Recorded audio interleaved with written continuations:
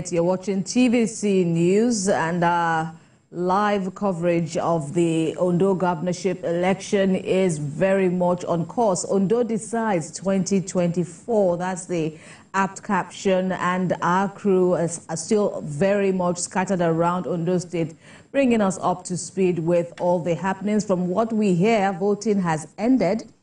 Sorting, counting, collation are expected to be underway before the announcement of who indeed carries the day out of the 17 or so governorship candidates from being fielded by various political parties in Ondo State. I'd like to thank the analysts we had earlier on, Jide and Adewale Adeoye. They joined us from Abuja.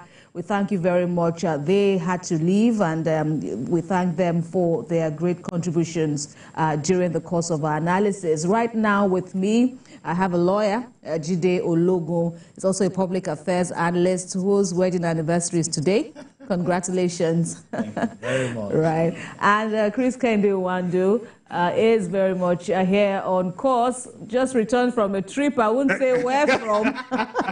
I wouldn't say where from, but it's good to have you both. Well, welcome. I trust you're both. And well. Also two stakeholders in Ondo State. Two stakeholders. two stakeholders, and we will see. We will see now that we're starting with their contributions. So, Mr. Ologun, I don't know if you came at the time or if you followed the conversation Ayodele Ozugwakun had with the Yaga team in their preliminary assessment. That's Yaga Election Monitoring Group. They are calling it an improved INEC, especially from the just concluded Edo governorship election. What's your own assessment of what you're seeing on ground so far?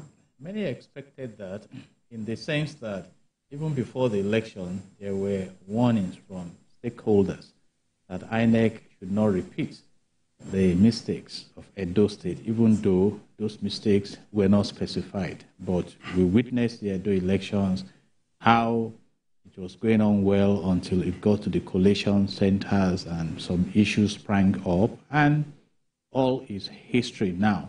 And for Ondo State, let me start by saying that Ondo State has become relatively peaceful, because for those of us who keenly were part of the Second Republic politics in Ondo State, it was a violent encounter.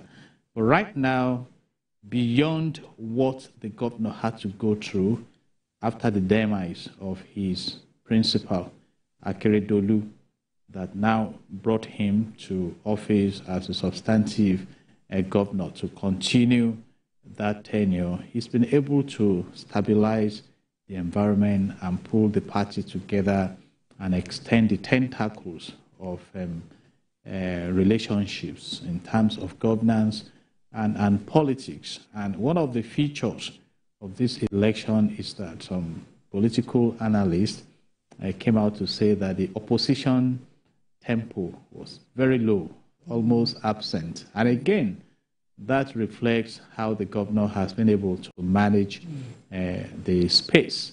And then we are awaiting the final results of today, because basically even those we had about 18 contestants, it's majorly between the two dominant parties that we have in the country now. We're talking about APC and PDP, and perhaps Labour Party. And you know that Labour Party had a decision of the Court of Appeal that necessitated having to change the candidate within 24 hours before this current election. So we want to appreciate the people of Ondo State having learned from long history and having come to this point. So we expect that now that INEC is flying on the wings of having improved on the deliverables, that we eventually reflect as we look forward to a transparent, credible, and fair election. And we have the European observers there and those who are monitoring the elections. So far, so good through the day. Right. And, in terms of, okay, so you have a history with Ondo. You're also a journalist. This, like I said earlier on to the earlier analyst, this will not be, this is in the first, Ondo election that you will be monitoring, observing, or even reporting. In terms of the trend, the narrative, and what you are seeing on ground now, how would you rate this this particular cycle of election? Yeah, from the report coming in, it has been peaceful. Expectedly, voters apathy in some areas. Okay. But generally that doesn't surprise you? No, it doesn't surprise me because why I say it doesn't surprise me because just yesterday on my program Inside Politics with CK on TV, and my guest was one professor Nnamdi Aduba, who is a board member of YAGA, and he told me categorically, he told us categorically that from what he's saying, that the turnout in Ondo might not be as expected because that he has been around town. He didn't see that level of enthusiasm on the part of people. It's not that they've just given up on the election or whatever, but that he didn't see that kind of feel. But so it's not surprising that in some places you saw that level of voters apathy, which has been reported by the correspondents all over. But compared to Edo State, which just also happens a few weeks ago, there's no different pattern because, yes, people of Edo must have come out a bit more to vote, but that election was strictly peaceful as well. In Edo, it was strictly peaceful. Where the challenge started coming in or came in was during the announcement of the results. So if across board, election generally in Nigeria now has always been peaceful to a large extent. And the reason being that the innovation brought by INEC. Gone are the days in the 90s, or yes, in the 80s, where you see snatching of buses, ballot. That is where it used to start. You see people voting, and some people just come, carry the ballot bus, and run away, or dump inside the vehicle and run away, and start chasing people. Now you don't need any ballot bus as it used to be, because it has been, we are a bit technologically advanced in our voting pattern, where you just go, just do your top and blah, blah, and you just do what you need to do, and so. But with the report that is coming in, fine. And also we need to commend the security agencies, not only the security agencies also, but even the people of Ondo State. Because if they are not ready to make it peaceful, no matter how, if you like, take the whole military in Nigeria to that state, it will still not be peaceful. So they, on their own, have volunteered to make the election peaceful. And they make the job of the security agencies very easy. So the report we are getting in that it was peaceful across the state. But let us now take it to the next level, which is during the collation of the result and announcing the result. That is what we are looking forward to. Absolutely. And talking about correspondence and what next now in Ondo State, let's check with one of our correspondents on ground over there in Ondo. Sarah Ayeko is standing by live for us. Last time we spoke with you, you were in Okitikpukpa, within Okitikpukpa local government area. Confirm your location now for us and what's happening now. So I'm still within Okitikpukpa. It's one of the largest local governments in Ondo State. So it's pretty large. I was at Igbotako, but now I'm, right at Okitikpukpa. This is where you call Okitikpukpa. So this was the polling unit I was at early this morning. This is polling unit 010. That's polling unit 10, Ward 13. And this is where we had some sort of chaotic scene. Of course, election is over, voting is over, and you can see how peaceful this area. This is the Olale quarters. And so what you have there now is INEC ad hoc staff cancelling some of the sheets that were unused for this election. That's the ballot papers. And so that's what they're trying to do. And you see the party agents there just waiting for them to collect the results. Sorting and counting ended a couple of minutes ago. And so what they're doing right now is cancelling out the unused ballot papers, writing the results, and then uploading to IREV. And so just down the street, right, is where the collation center is. Just this stretch, of Okitikpukpa Road is where the collation center is. And so when they're done at this particular point, they take it down to the LG collation center, which is not too far from here. And that's where all of the, it's another round of collation starts when it leaves the ward level. It continues at the local government collation center, and then we can now go to Akure, the state capital. Of course, we are also trying to rush down to Akure to see, and get all of the drama that would come with this sorting and collation. Of course, sorting, collation, and announcement of this result, because this is a very keenly contested election between, of course, the major political parties in the state. Right. Well, so far, so good on the part of INEC, at least going by observers such as Yaga that have released initial reports, giving them kudos of some sorts. But now that we are in the sorting, counting, collation stage, what is INEC doing from what you are seeing to ensure that indeed they've learned their lessons and we are getting a truly improved INEC? This is the penultimate lap, second to the last lap, just before announcement of the result. This is a very crucial moment where most of the party agents have issues with.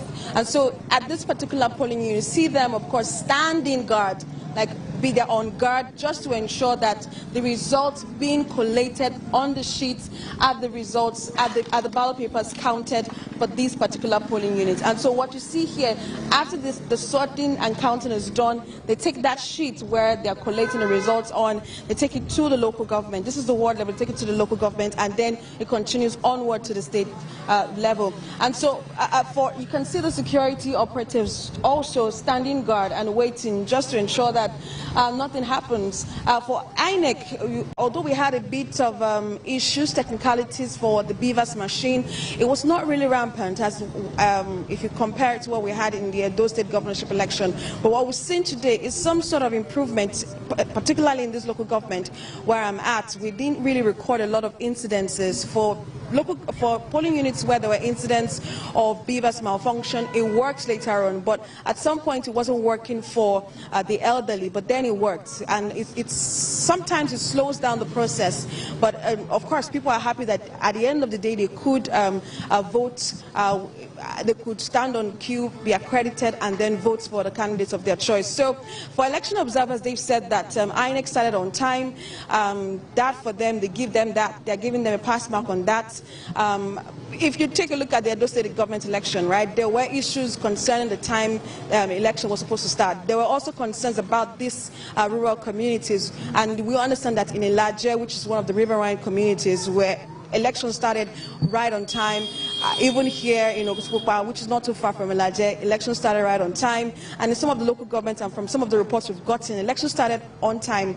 And so that's a pass mark for INEC.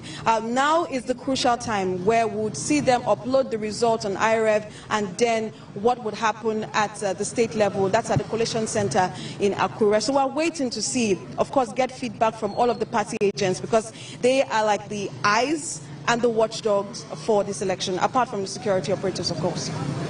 Well, the post-mortem has commenced, and we're talking. We brought you on board at the time where we're just talking about voter turnout. Yeka also had a thing or two to say about that. In fact, it's projecting as low as 30% turnout on the part of voters across Okitipukpa, where I would say you covered, for the most part of the day. What's the major takeaway for you in terms of voter turnout? Election is at the grassroots. That's like the major takeaway for me.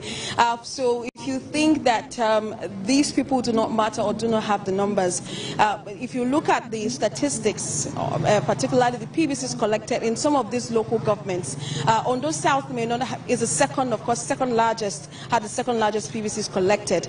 But if you take a look at, people always concentrate on Ondo Central because you have the people living in the urban centers, a lot of persons they have registered and collected their PVCs in those areas. But when we went to the market last night, Kemi, some of them said today is a day for them to cook their favorite food, and so they're not planning to come out on election day. But we had thought that election was going to be that boring also at the grassroots, but hey, we got here and then we saw the crowd come out. They were actually, following the process. Even when some party agents were trying to, make a fast run on certain processes, people followed through, and they waited until the elections were over. They waited until the ballots were sorted and counted. So the takeaway for me is for politicians, right, work on the grassroots. And I can tell you, for some of the politicians, right, and when they were trying to canvass for votes, you will hear people say, what have you done for me that I would vote for you? Like they were saying it today. So it's the takeaway for me is that, you know, politicians should also understand that election is at the grassroots. It's the people at the grassroots in these rural communities that can actually garner the votes needed to win. Maybe not necessarily, right, the city centers, that's the state capital. Maybe not necessarily, because you have the elites there who may not trust the democratic process. Sarah Ayeko, all right, you've already given us a sense of what the rest of your day will be like. Let's just leave you to get on with that. Thanks a lot for the updates from your end. We look forward to hearing from you all, hearing more from you all. Let's come back to the studio now for more discussions. Of course, Jide Ologun, as well as Kehinde, Nwandu are still very much here with me. In the meantime, let's also check out, let's see some more of the sights and sounds coming in from Okitipupa, where our reporter Sarah Ayeko just brought us updates from. She says sorting is underway, and we are seeing glimpse of that now. Shortly after that, Sarah says we will finish up from here and then move further down the street for the collation from Okitipupa before all the votes and all the results will be taken to the state capital, Akure.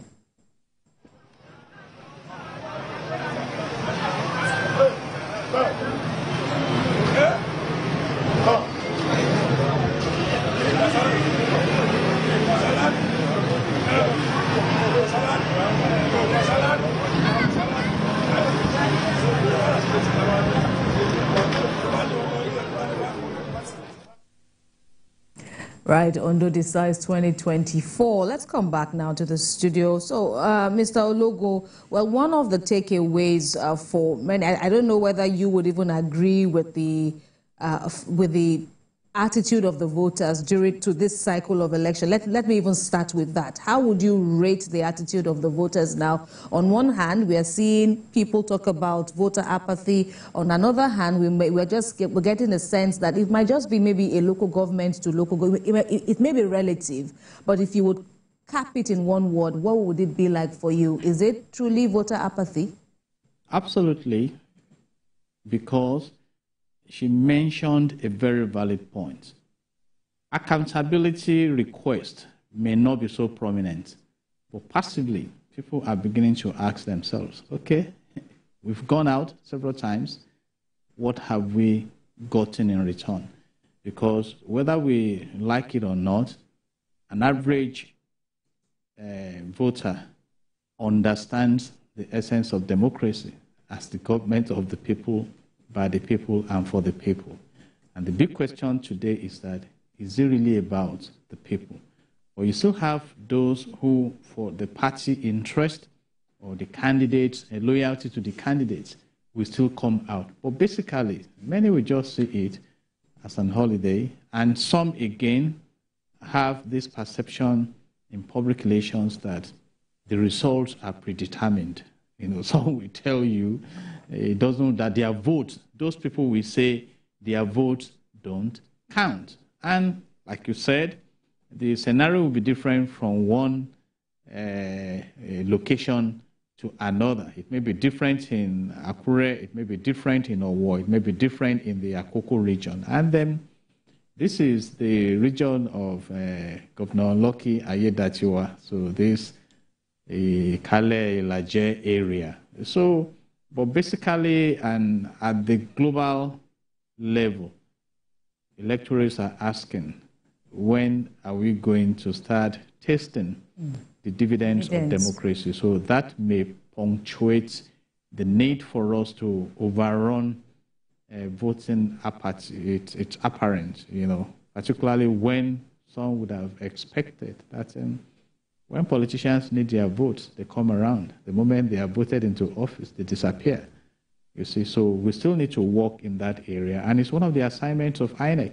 We tried some years ago to engage the people on voting apathy, but they almost took us as government. And we told them we are not government. You know, we went out on behalf of the Nigerians of Public Relations at that time that, hey, even when we expect the transformation in the governance profiling of the nation, we must be involved. It's your civic responsibility to come out and vote. And we hope that we improve as we go into the future. And again, those who are elected in the office, they also have the roles to play to give people the reason to come out and participate in this civic responsibility. Absolutely. All right, so let's head back, gentlemen, to Ondo State. One of our correspondents, another of our correspondents, Ibrahim Alege, is live for us now. I understand that you are in Omifon area of Odigbo local government area of Ondo State. Give us a sense of what's happening there now.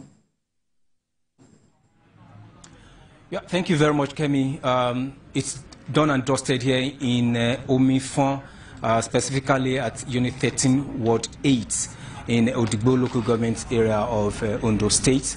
The ballot papers have been sorted and counted, and in fact, everybody has left. All the representatives of the political parties have signed the results paper, and all of them have dispersed to the coalition center, the local government level. And also at the other side, you have the Unit 12, and it's also done and dusted there. So in this particular area, everything is over, and virtually everybody has left the venue, their respective polling units. So it's been all good and fine. But with the result I'm having here, it also speaks to the turnout of voters. Very low. So I'll give you an example of this particular, polling units.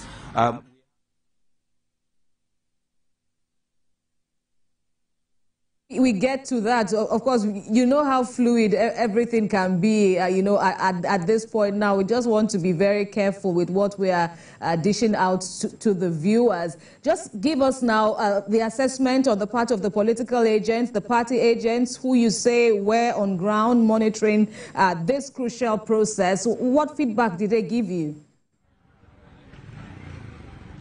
Yes, they are okay with the process. They are okay with the process. Everything went on seamlessly. The only thing is that the turnout of voters is actually very low in this particular polling unit. Just less than 25% of people came out to vote, and not all of them voted right, because some of them, actually had void votes, 10 of them. So that's why you have just less than 25% of voter turnout in this particular unit. But every other thing, went on smoothly at this particular unit, and of course the other one at the other side of the road. So what's happening there in Odigbo right now? We're getting a sense that business is picking up. What was it like before, and what is it like now in the area?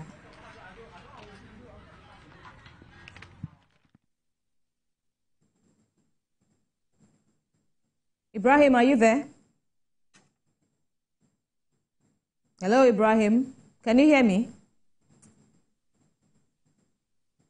Okay, let's come back to the studio. Of course, from what we are seeing now, voting has since ended, and in some areas, according to Ibrahim Alege there, who is in Odigbo local government area, voting counting have ended, and we understand it will be now time for all these results to be transmitted to the state capital, Akure, where all local governments will bring in their results, and then we'll get formal announcements of how the elections went down in Ondo State.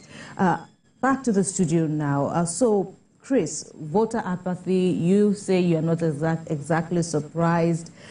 For some people who exhibited this negative trend, they are like, we all know what it means. From what Mr. Ologun also explained, we've been down the road, over and over again. Just before we continue, Alege is back. I was asking Ibrahim, so how is the town now that they've done their civic duties? What are they telling you about their expectations moving forward?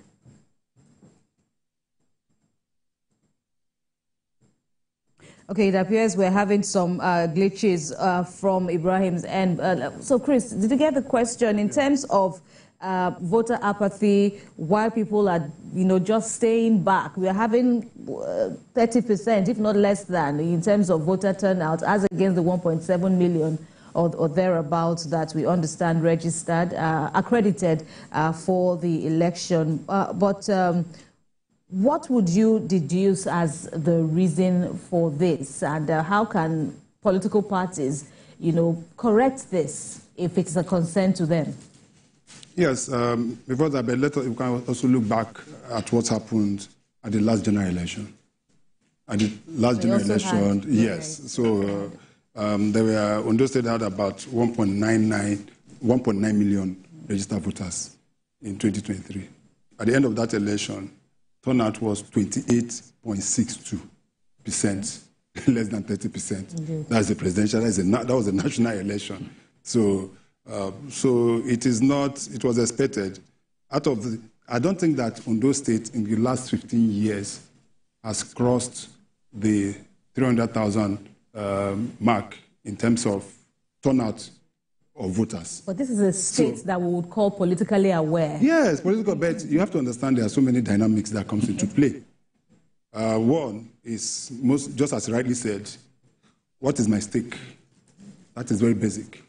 If you feel that you don't have so much of a stake in the candidates, or you don't have faith in the candidate, you as well just stay at home and decide. Some young people decide to start playing ball. That's why you see during the election, young people convert all the areas to play a football field.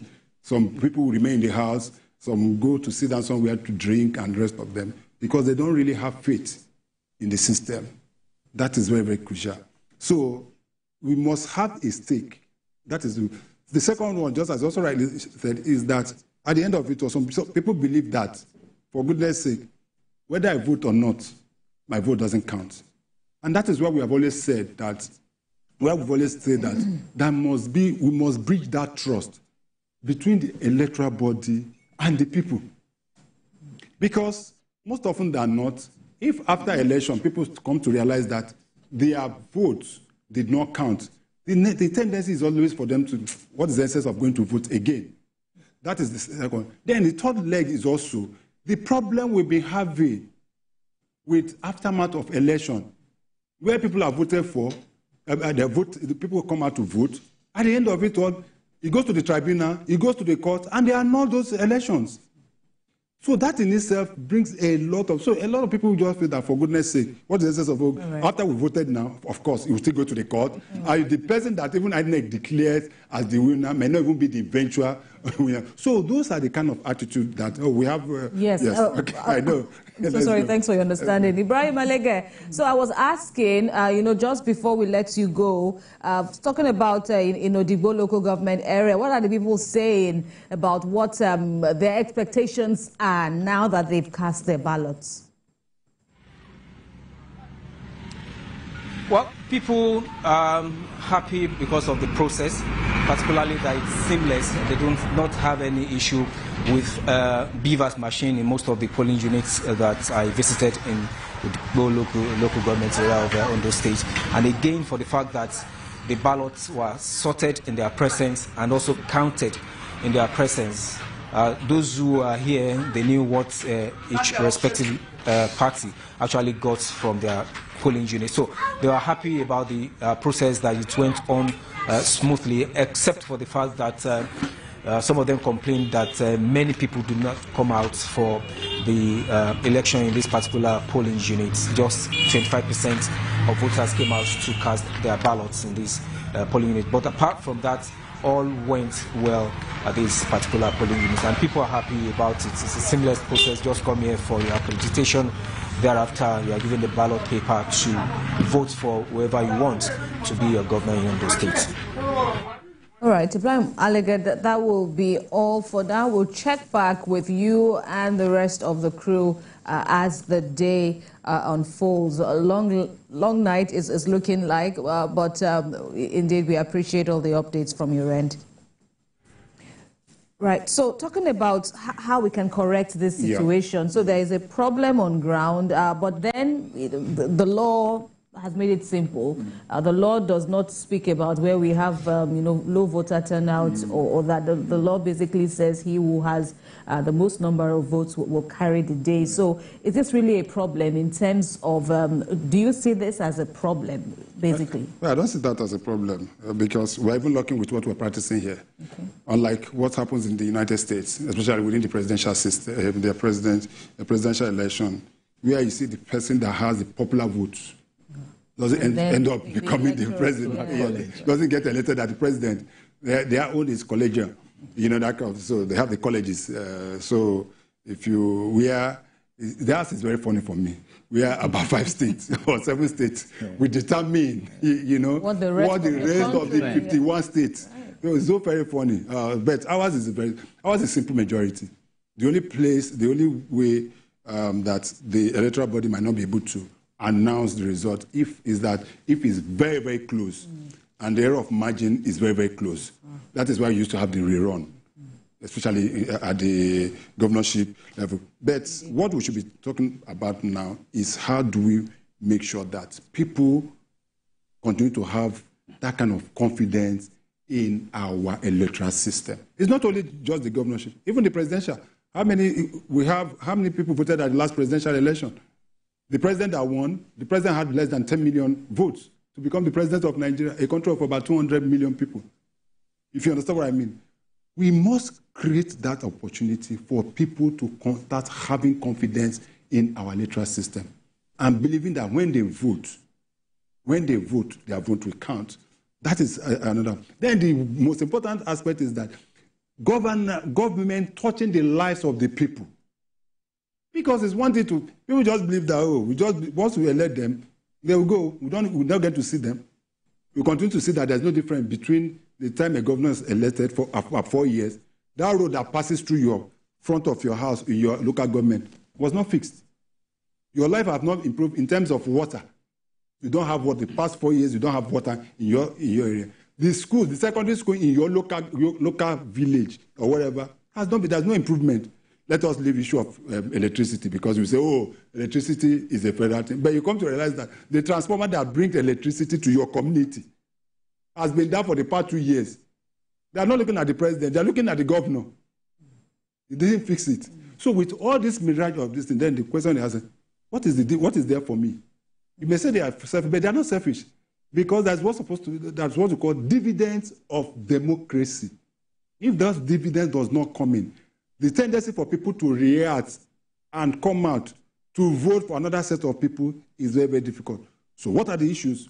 First, we have to be able to build confidence. There must be a bit of confidence between the leaders and the various electorates. That's one. Then the other aspect also is that we must up our campaign, trying to enlighten the people on the needs. And this is not just about INEC now. The political parties are not doing enough. All you see them do, once there's election, they come to one stadium and one area and just have a one rally and they disappear. Not knowing that they have to go from... In the United States, election is a very serious matter.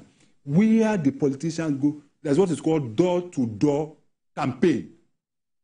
You must have seen it. Kamala Harris, was going from knocking, having people employed that were going from door to door, knocking, both the Democrats and the Republicans. You will see the presidential candidates on their own. You will see that they will appear, not this one that we do here, where you see them, it's only election, you see the wife of the presidential candidate who go and fry akara. This one that they used to do, or start going to bond, or eating agege bread, or drinking Milo. No, that is not their own style. You will see them, you see Donald Trump, that he went to an eatery. That was this. He was attending to customer. That is the trust.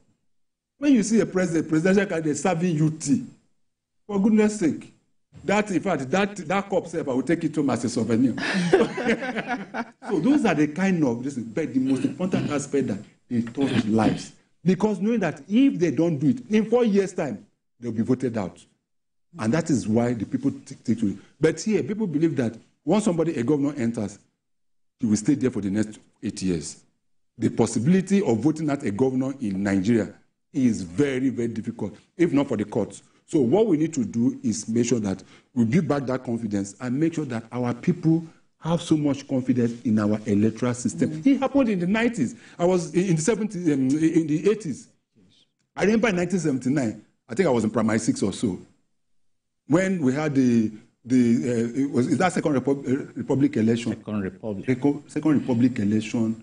I don't know how young you were. Yes, I don't want to get the days of MPP, UPN, MPN, GMPP, and PRP. You need to see as the election days. But we also got it a bit right when it came to the presidential election that we voted Abiola. If you see the turnout at that particular election, was it not option A4? Hope 93. Hope 93. Yes. You will see the long queue from here to that gate where we're coming from.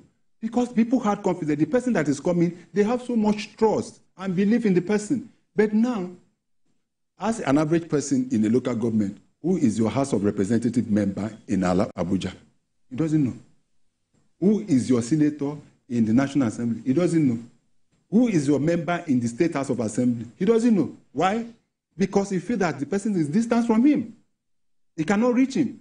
So even if an election comes tomorrow, he doesn't get. What people now vote, what we do in Nigeria, people vote for parties, not individuals any longer. And that is the dangerous part of it. So you just belong to one particular party, it's popular in your area, they go there and vote. But forgetting that it's not about the party, but the representative of that party. He is the one that's going to do the job. It's not the party that will do the job. Because even with all the manifestos that we have, that political parties, how many of them, when they get to office, implement those manifestos to the letter? That is the issue.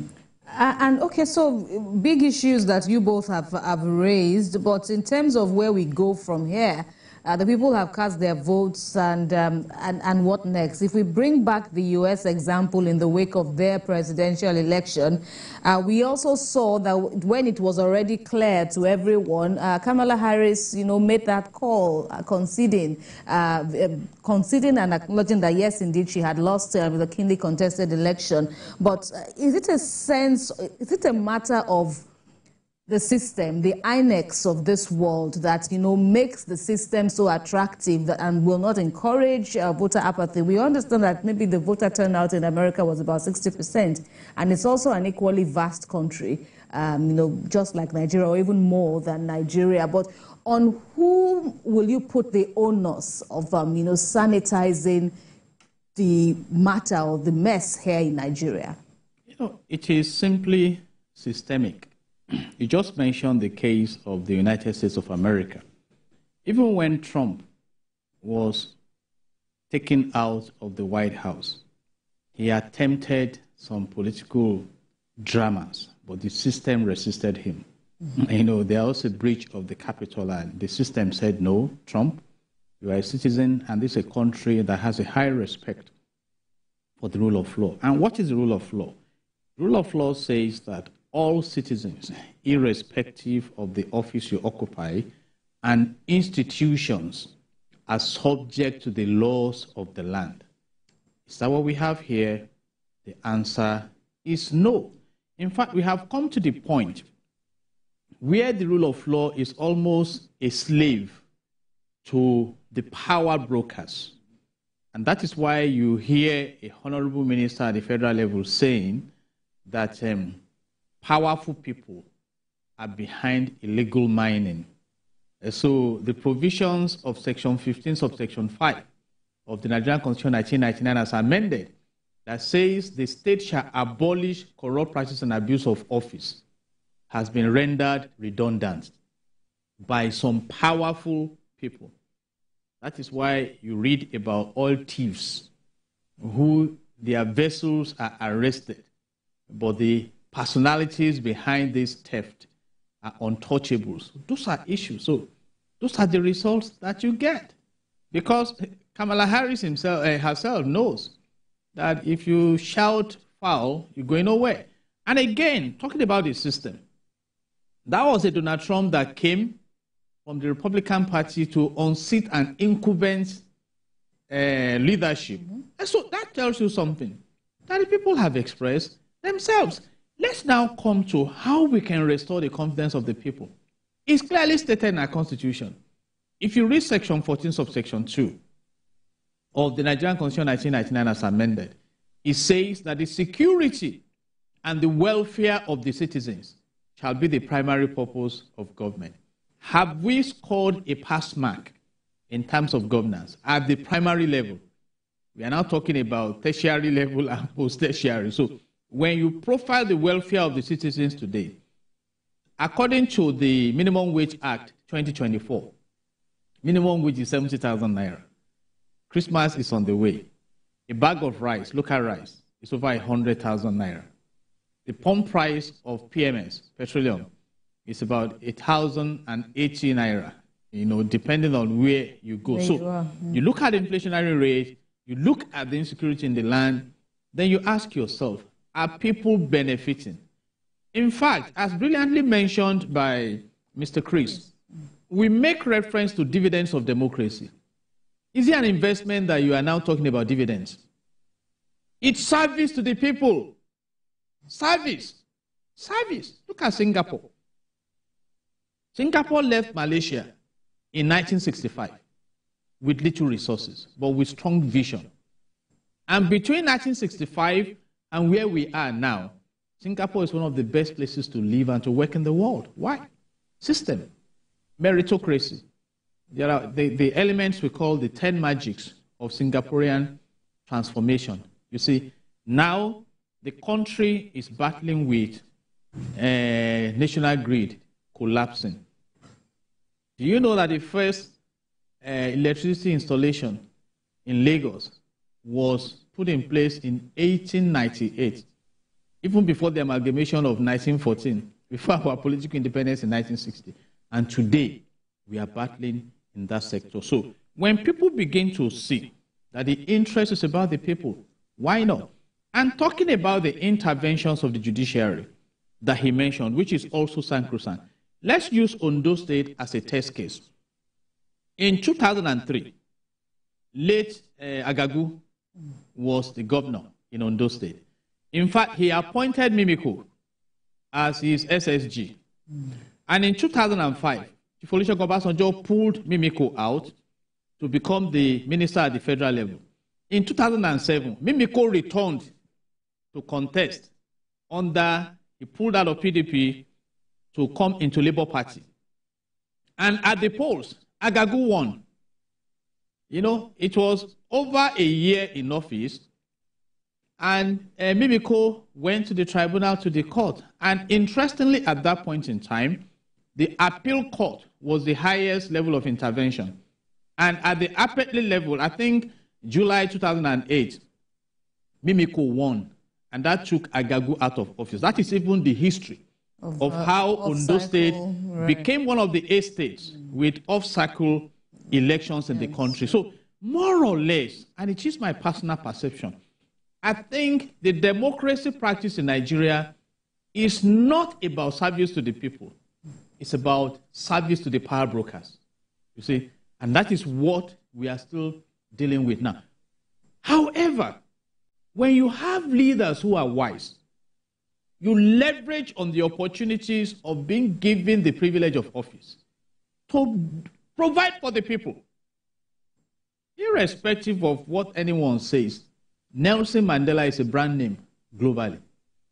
That name does not struggle in the space of golden recognition. So why don't you also? Because he also mentioned a vibrant point. It's not about the party. It's about the person.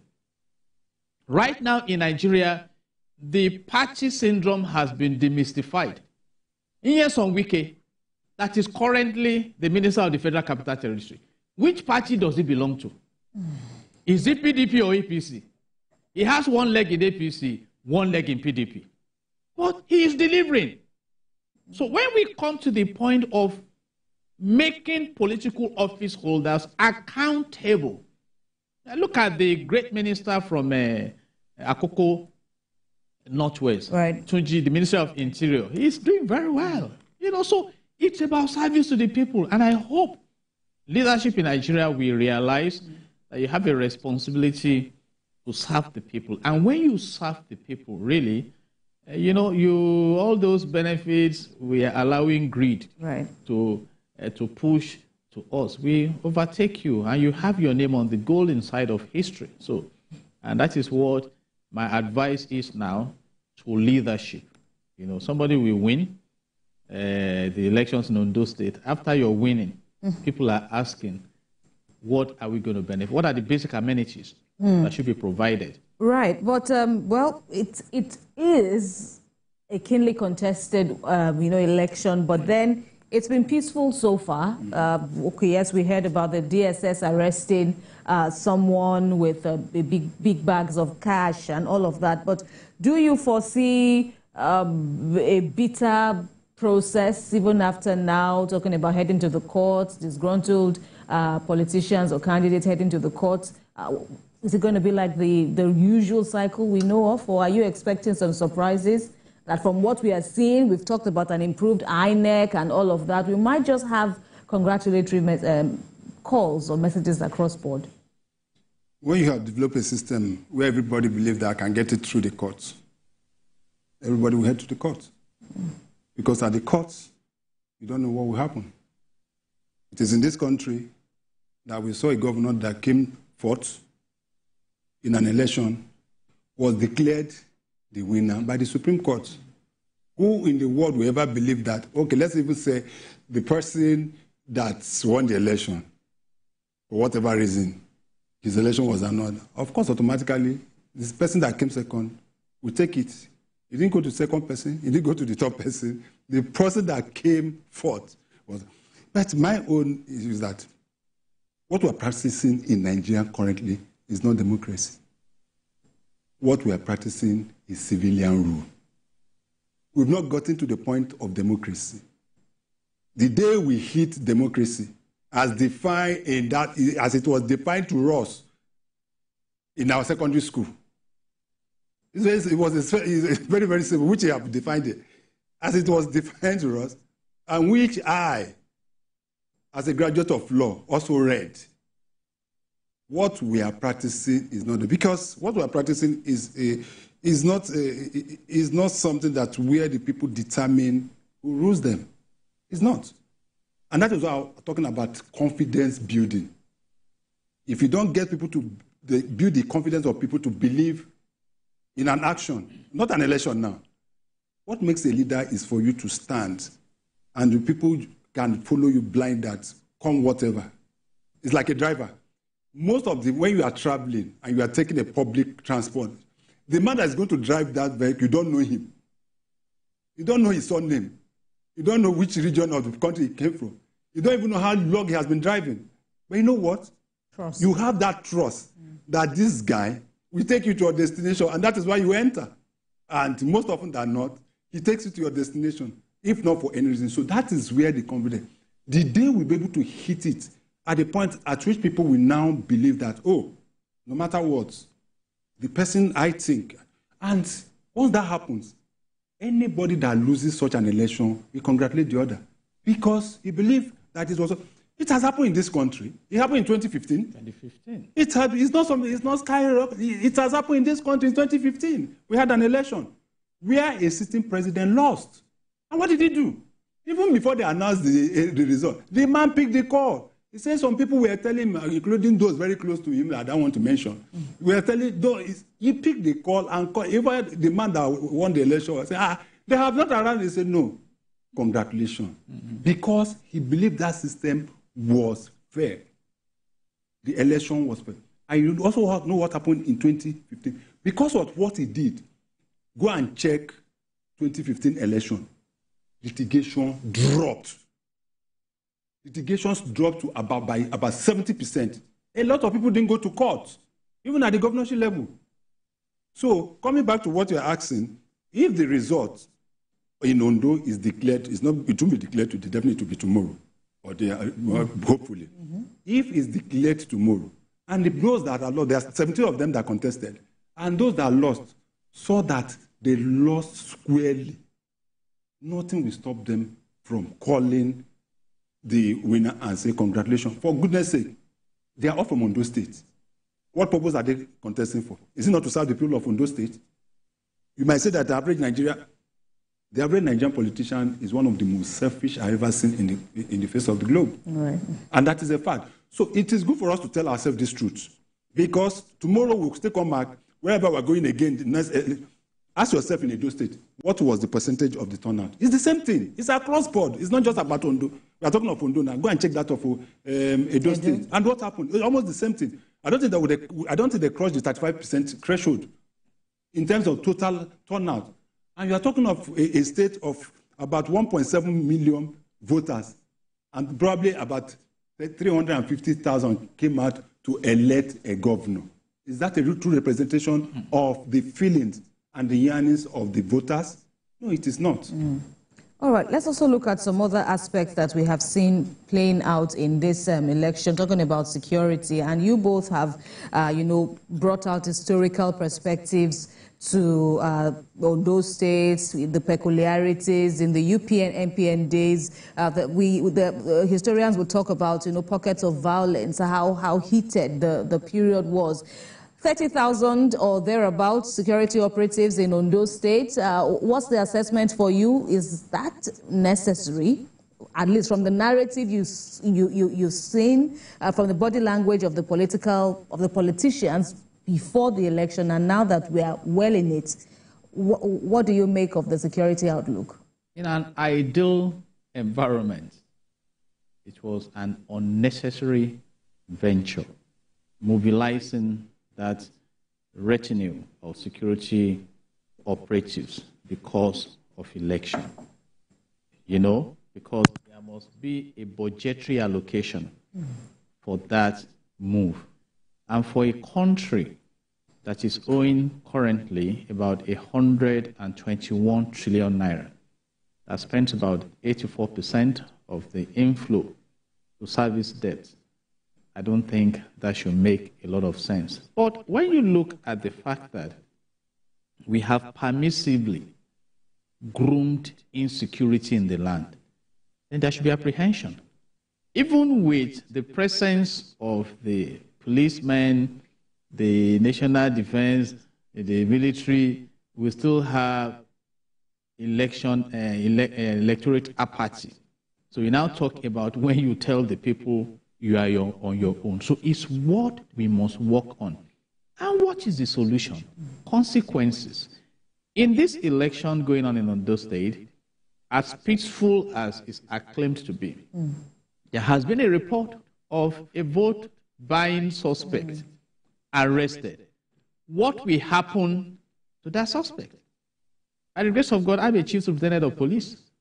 And so will it go beyond the fact, because in the criminal justice ecosystem, there are three strong pillars: thorough investigation, diligent prosecution before a committed judiciary.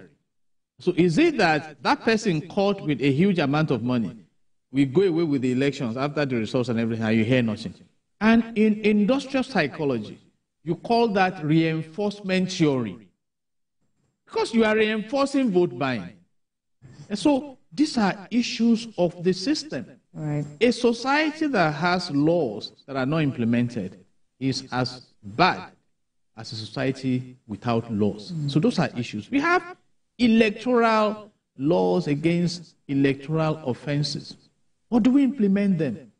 In fact, in some of the things we have monitored today, you see people bringing cameras to where people are voting. I think the law does not even permit, the regulations rather, do not permit some of these practices. But because the higher amateur are involved, you see people flouting it. So those are issues. We must get serious as a nation. And it's a very simple thing to do. You ask yourself, so how did America achieve the kind of election that was held that did not shut down any state because of election, that people were still going about their businesses? The UK had an election on the 4th of July, 2024. I'm sure many Nigerians did not even know. An election that moved the incumbent out of office. And I'm not reading that somebody is in court or whatever. So we need a system that reverses the impression that politics is a high-yield investment in Nigeria. And I think we need to work on that. I mean, just sit back. In fact, some of the ministers in Nigeria have told the young ones, why are you running out of Nigeria when you can wake up in 1 week and become certain billionaires? How? By coming into politics. It's obvious. You know, so peradventure, we come to the point that we are like Netherlands, that your being a honorable minister does not entitle you to 4 SUVs of office and 5 security personnel. That the prime minister rides on a bike to the king's palace and things like that. Then, because I think that is distinguishing factor, then we can begin to reverse some of these characteristics. All right, let's take a breather now. We'll continue with our analysis and reportage on the Ondo governorship election. In the meantime, we'll take a break now. We also like to inform our viewers on our sister channel, TVC, that we will be pulling out. But, of course, the program continues across our other platforms. So please don't stay away. Join us again when we return. Stay with us.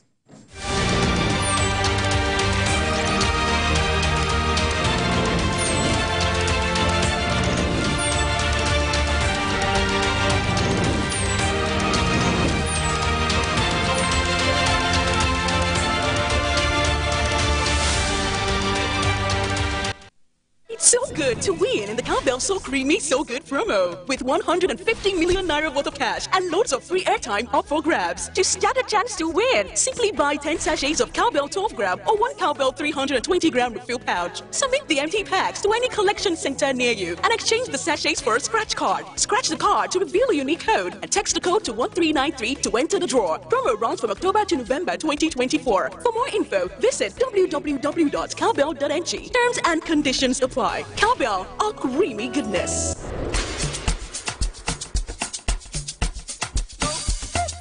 I will never shed one tear for any broke island bachelor. I just she have not shown sign of settling down. Oh, you don't mean it. How about to deliver Isabel? I might have a solution. You take this and spray twice. Shake the gem. Place it on your lips and say the magic word. Yes. Medusa, I'm worried about you. Why don't you settle down? See how stupid and dumb you sound? You, my darling, are unlucky in life. At wedding, you must not cook jollof. You can eat small chops.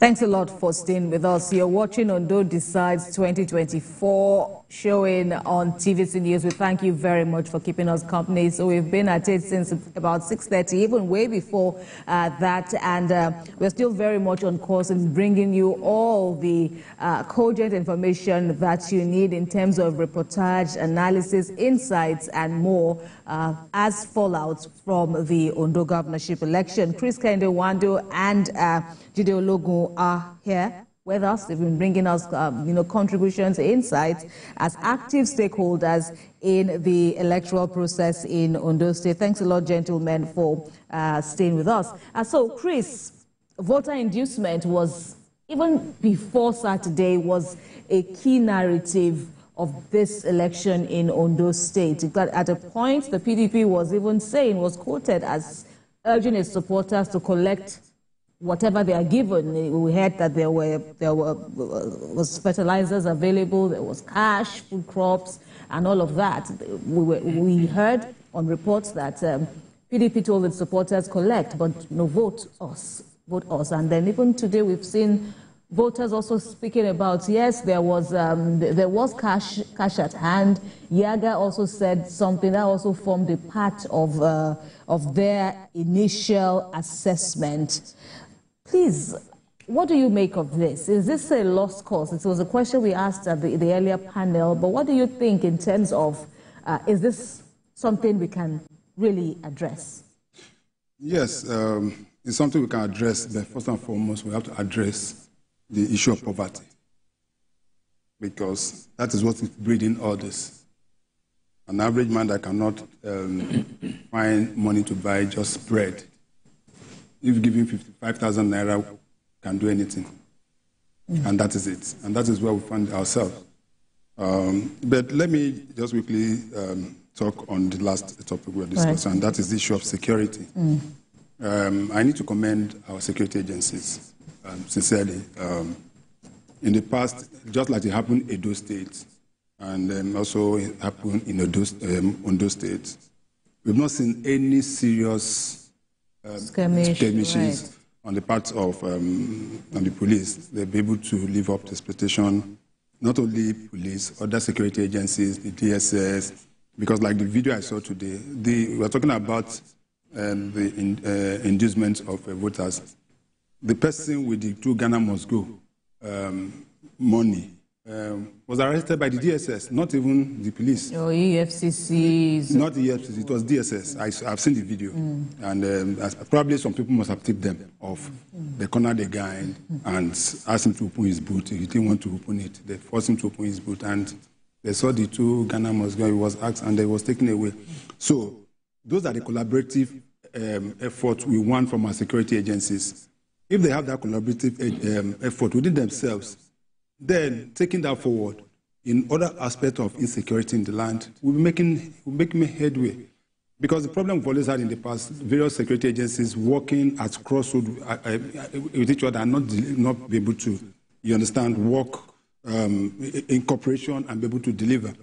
So for that, and I also agree with him that we don't need to demilitarize a state just because we want to. Why it is easier is because these are obstacle elections, just one state. If we're going to have election in 360, in 36 states, and all the 774 local governments, how many policemen are we going to deploy? How many policemen do we have? So that is it. So if we try to de-emphasize this issue of inducing people, making it look violent, and making sure that the process is free and fair, we will not need policemen that many. And that is what happened. We've seen it in one of the states where an election was, local government election was held. And the police said they will not participate. And the state went ahead and had the election, and it was very, very peaceful, if you understand what I'm trying to say. So those are the issue for me. So coming back to the issue at stake, inducement has become a big challenge. And it didn't start now. It started from way back when we were kids. I remember in those days where you come to vote and you are given a loaf of bread, agege bread. In those days, I'm a Lagos boy. They give you, before you are going to the state, don't tear that agege bread anyhow. I'm warning you. If you tear that agege bread, you are going to tear money. Because 1 naira has been put in between the bread that we are being given and strategically placed. So when you collect the agege bread, you have collected your own portion of the distance. But the question you have to ask yourself, in your true conscience, if you collect 5,000 naira, can you multiply that 5,000 across 4 years? What is going to do for you if you dare vote for somebody who ought not to be there? Most people say, oh, let me collect my own. After all, I won't see them next 4 years. It is not just that 5,000 you collect. You have collected the constituency project that is supposed to be brought to your locality.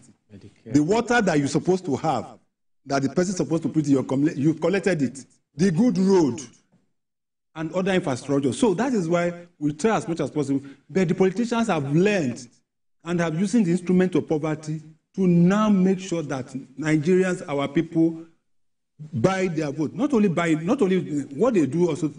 When you vote, there's this tendency that they try to show their the party or whatever they vote for, so that it can be captured, because some of them have not given you that money.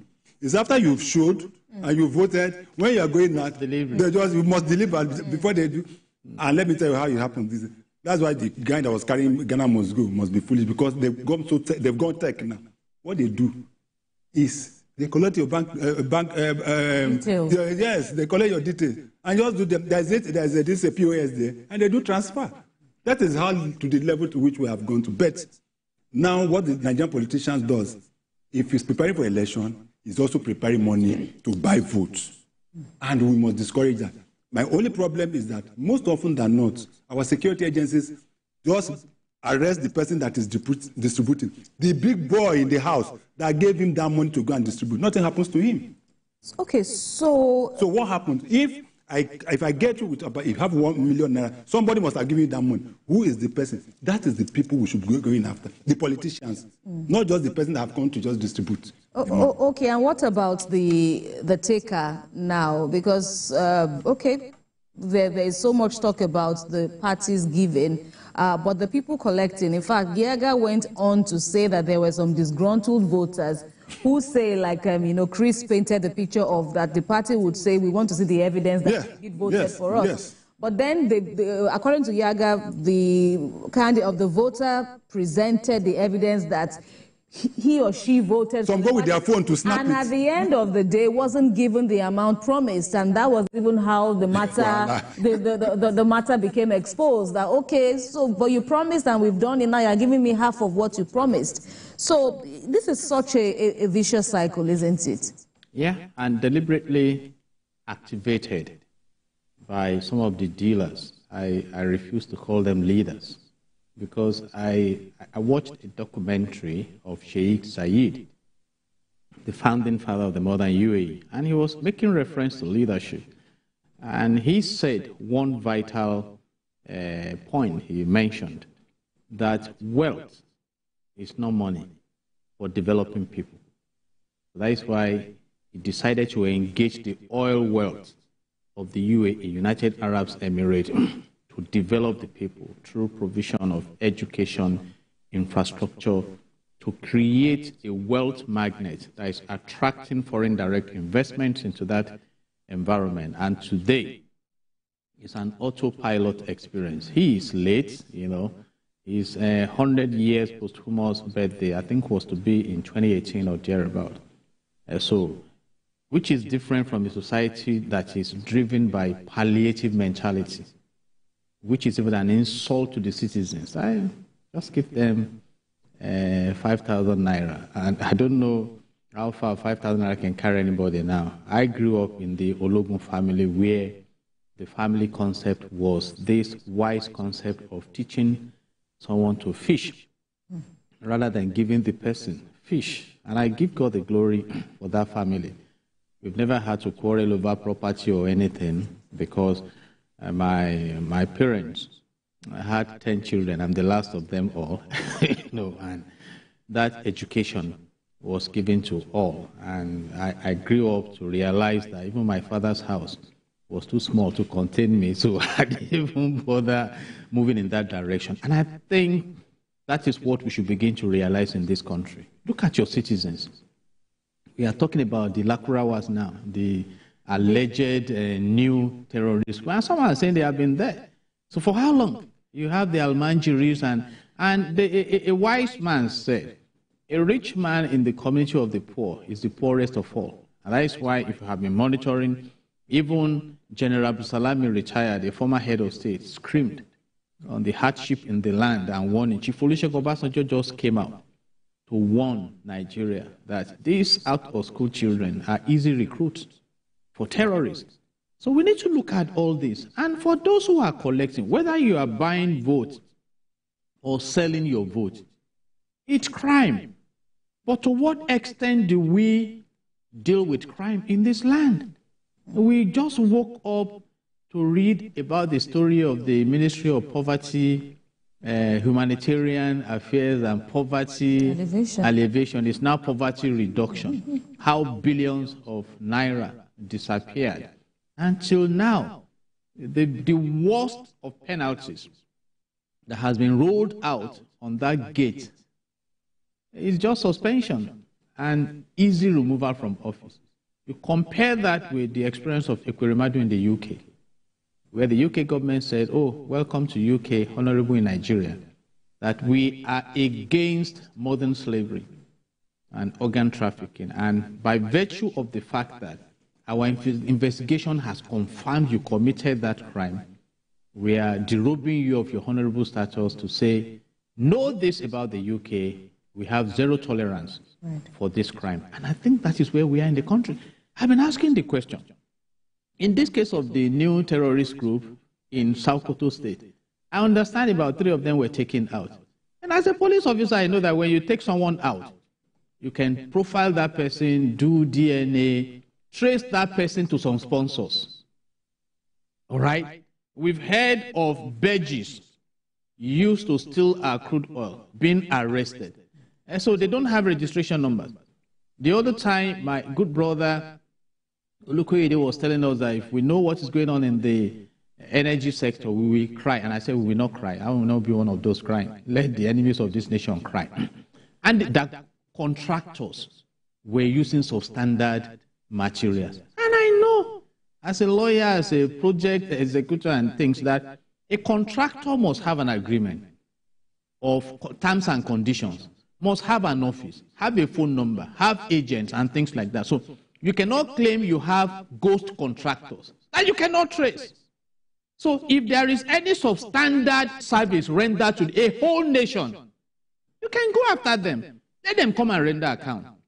But when we look away, you reinforce crime.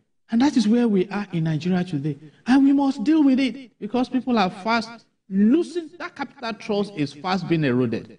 And I think that is why leadership should now begin to refocus and move beyond these palliative interventions and things like that and see how we can re-energize our economy and give people meaningful sense of belonging, sense of patriotism.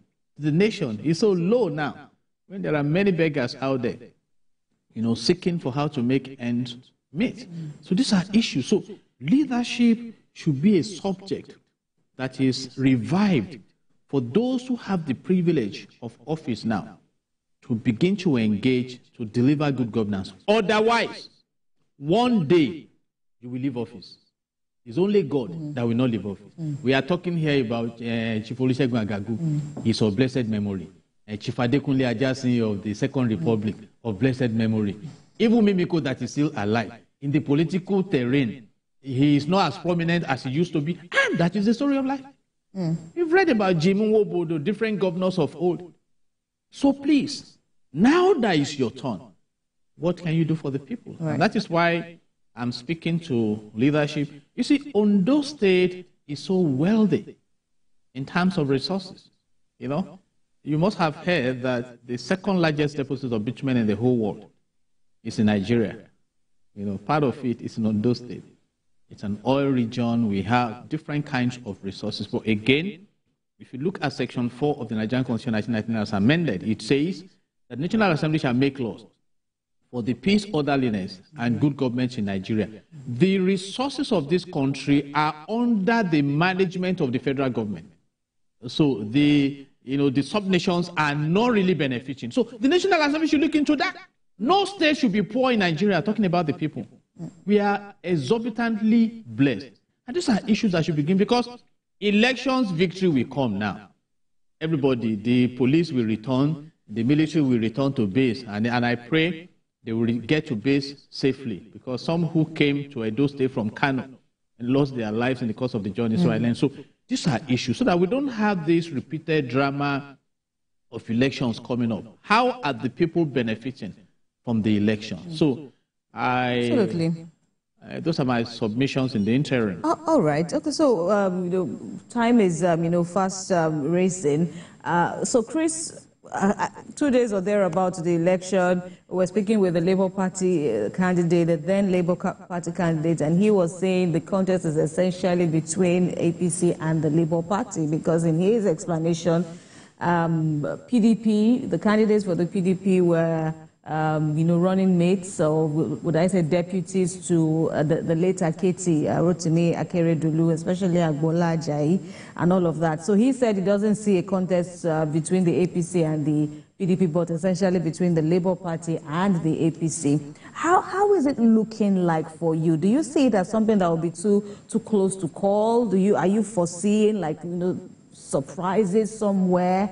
What do you make of the dynamics of this particular polls? Well, when we started, I was talking about stakeholders. He's from Nwandu. And fortunately, I'm also happy that I'm also from Ondo, but not as Ondo as he is. But you have a stake too. I have a stake because my mother is from Ondo State, so we are all stakeholders. You know, Ondo is a state I hold so much, have so much regard for, and sincerely, with all sense of humility, I will say that the last real governance I noticed in Ondo State, that's my personal opinion, was during the day of Mimiko as the governor. Because I visited the state that period. Probably that's the last time I visited. I don't know what has happened in the last 8 years or whatever. And I went to certain key projects that define governance. That is for me. Let us even, if it's only health that you take, in the whole of Nigeria, I don't think that any governor implemented the kind of health policy that, you will agree with me? Yes. That Olusegun Mimiko did. Pregnant women. Mother and child. Mother and child. I've always said that you don't need to touch every aspect of human life. Take a certain portion. Deliberately work on it. I was taken to most of those mother and child. Do you know what happened then? I was shocked that there were women, pregnant women, from my state of Imo, in Akure, pregnant women that came it wasn't for only on those state people. That was what I realized. Pregnant women who couldn't afford to pay for their pregnancy came all the way from the southeast to Akure, and they delivered free, and they were kept there for a certain period. He did that. Mimiko did that.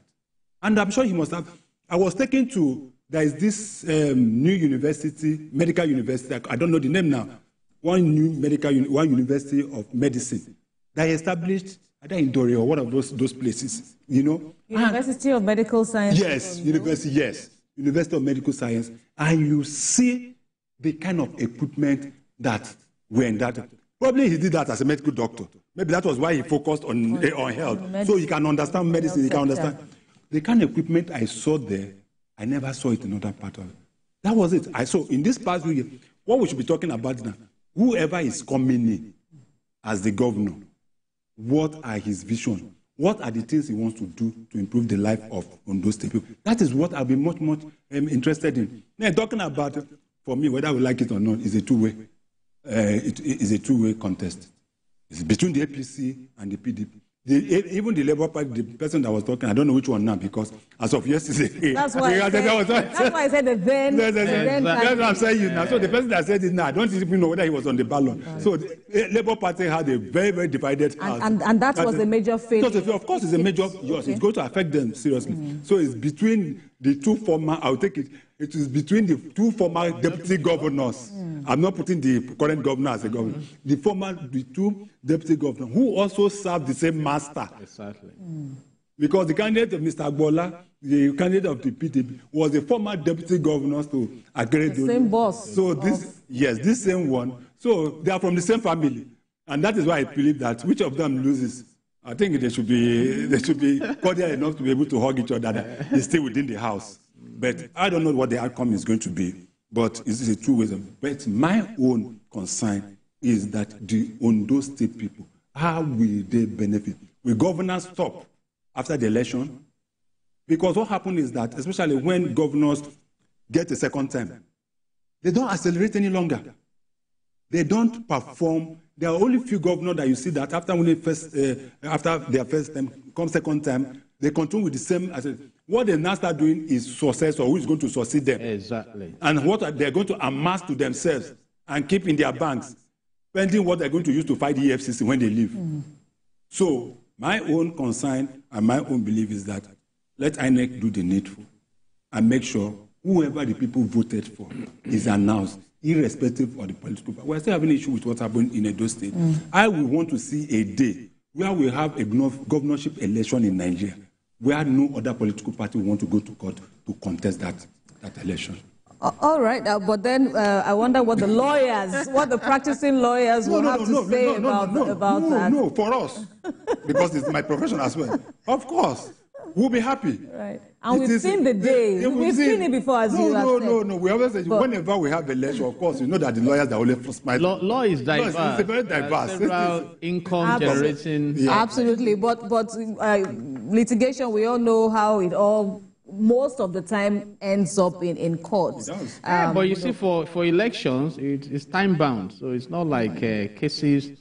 I understand that the case has been attended to in the Supreme Court now. Basically, it should be a case of about 2009 or thereabout. So we have the backlogs. But for electoral matters, it's on the expressway. It is time bound. But I gave this warning: lawyers don't lose cases, clients do. So for those politicians, they should be careful how they respond to the final results. All right. And, okay, so Ekiti, Ondo, I should say, is, that's one of the unique states that have had governors from at least 3 of the parties that are participating in this election, Labour Party, the PPP, the APC. But in terms of your expectation as a stakeholder, Mr. Ologun, and, what happens now? Okay, so 2 deputy governors or 2 SWA deputy governors are in the race, but like the big question is, what is it for the people? As you know, as the final segment, as your final words in this segment, what are your thoughts? As a matter of personal opinion, I foresee the incumbents remaining in office, and that's why I'm addressing my council that please occupy that office, be your best, and give your best.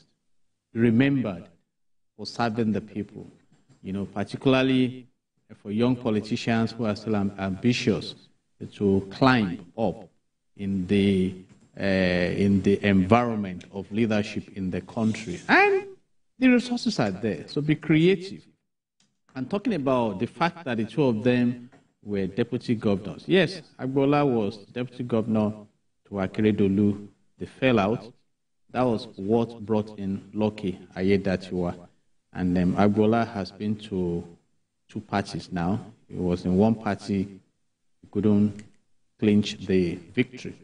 He moved to PDP, now contesting. And like I said earlier, which is important in politics, Ayedatiwa, has been able to weather the storm and keep the party together. I mean, right now, his running mate, the deputy governor, is from the Owo jurisdiction, where the late Akeredolu, who passed on, is from. And Owo people, they've endorsed his candidacy. So, but then for politicians, you must remain visible.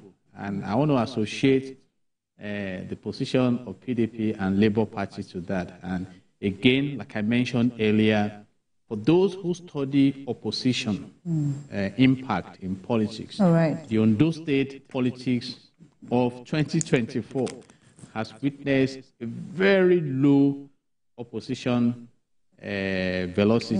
Let me put it that way. So, all right. Well, our time is up, at least for this segment, but, a very, insightful one, if I can judge. I must thank you all, you both, I should say, Jide Ologun and Kehinde Nwandu. It's really been very, engaging with you both, and we will indeed see how it all pans out in the end, how it all adds up, especially now that voting has ended, and over now, all attention will now be on the state capital, Akure, for the rest of the electoral process. And that's it from my end as well. I want to thank you all for keeping us company. Kehinde Nwandu will be leaving as well. Thank you very much. Mr. Jide Ologun will still be very much on ground with my colleagues. I'll hold brief for him. And you are definitely capable, Mr. Ologun. So Precious Amayo and Samson Oloyede will come on air now to continue with our exclusive, our special coverage of the Ondo governorship election. From all of us here, thanks a lot for keeping us company, and stay with TVC News.